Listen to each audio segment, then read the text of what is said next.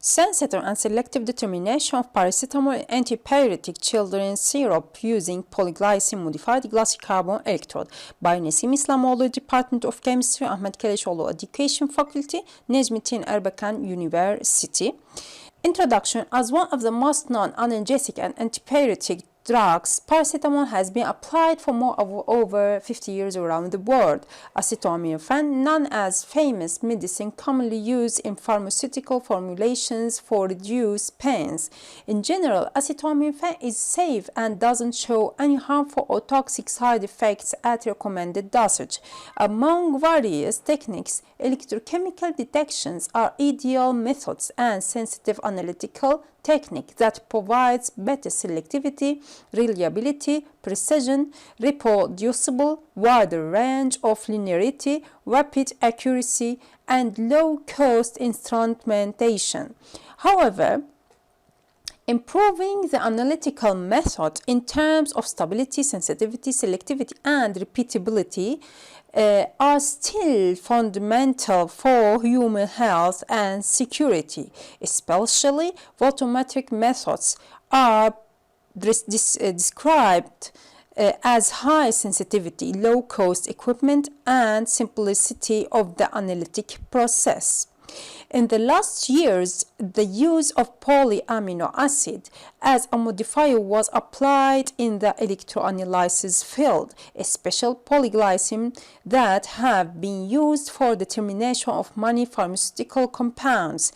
In this work, the modifier which used was polyglycine on glassy carbon sensor prepared by electropolymerization and applied in analyzing electrooxidation of paracetamol by cyclic voltammetry and differential pulse voltammetry technique.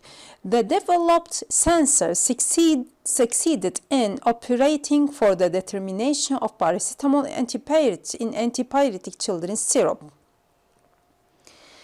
Instrumentation. All of electrochemical experiments were completed at room temperature under a traditional 3-electrode cell system for all electrochemical experiments. Results and discussions. Preparation of the modified glassy carbon electrode and optimization condition for this working electrode. Electropolymerization of glycine on the surface of glassy carbon electrode was carried out by placing 1 millimolar glycine solution along with 0.1 molar phosphate buffer solution of pH 5 in an electrochemical cell. The potential sweeping was maintained between minus 0.4 and 2 volt at 0.1 volt per second for 10 cycles. Later, the electrode was rinsed and washed with UPW prior to the measurement.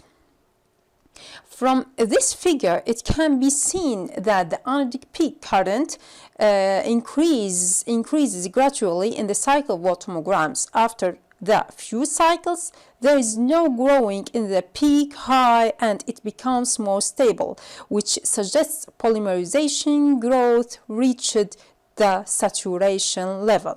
Therefore, 10 repetitive cycles were applied as an optimum for the fabrication of polyglycine modified glassy carbon electrode. The probable electropolymerization mechanism of glycine is described in this scheme.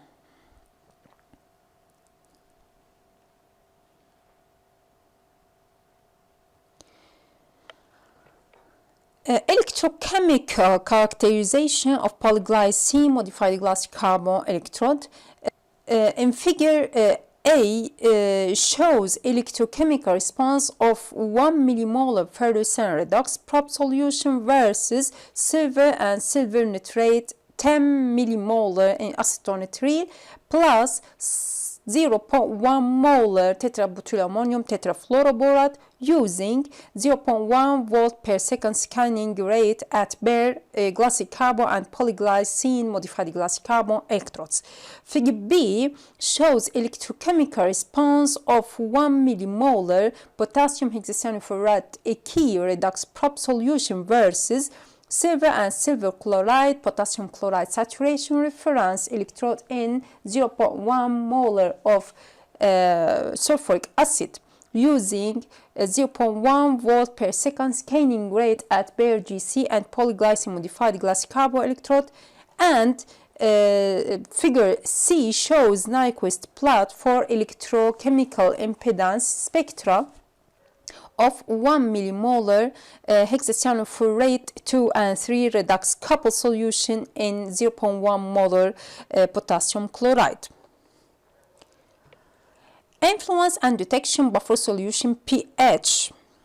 Because the protons take part in the electrode reaction process of acetoaminofen, pH of the working buffer is very important for acetoaminofen detection. For that, the current response and oxidation potential of acetoaminofen at polyglycine modified glassy carbon electrode were investigated in Britton-Robinson buffer solution with pH range from 2 to 12 by differential pools voltammetry.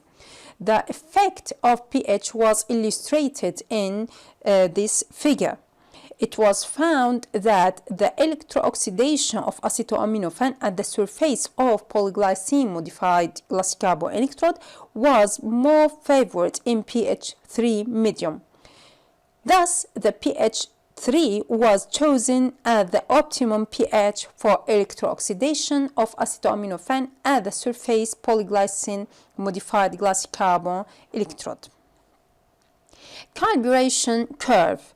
In the left figure shows the voltammograms of electrochemical oxidation of acetoaminofen determined over a concentration range of 7.5 times 10 to the minus 5th molar to 5 times 10 to the minus 7th molar.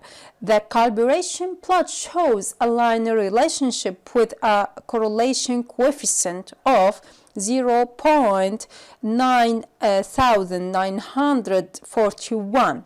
Obeying this equation,